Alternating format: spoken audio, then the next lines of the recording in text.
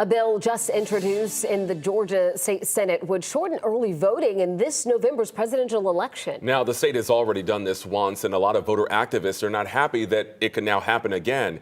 11 Alive's Doug Richards live in DeKalb County tonight with more. Doug.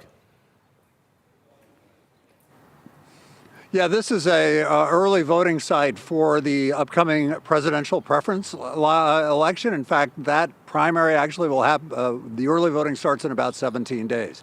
The early voting window is a 3-week period, and this Senate bill would squeeze down that period by taking out days at the beginning and the end.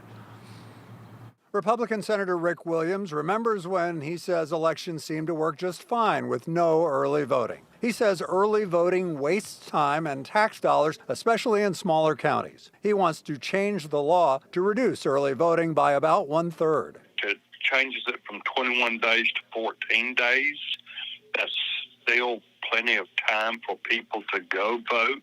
Williams says concluding early voting earlier will give election workers a chance to get a break before votes are cast and counted on Election Day. In November, early voting is currently due to start Tuesday, October 15th and conclude Friday, November 1st. This bill would eliminate the first 2 and last 2 days of early voting. They've been bragging on how much turnout they've had. Well, they had it because they had different options for people to vote. Helen Butler says more people vote early than they do on Election Day. And she says election workers like minimizing the crush of voters on Election Day. Opponents say Williams' bill will suppress votes, especially in urban areas where most early voters live. To me, early voting meets everyone's needs. Are you suppressing votes in urban areas? No, not really, I don't think. You look back to just a few years ago, we had no early voting.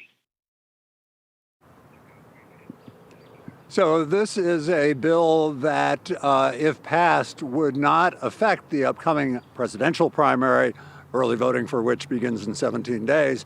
It could potentially affect, however, the November election. It just got introduced, so we will see how much traction this bill gets. We are live in DeKalb County tonight. Back to you. All right, Doug, certainly one to follow.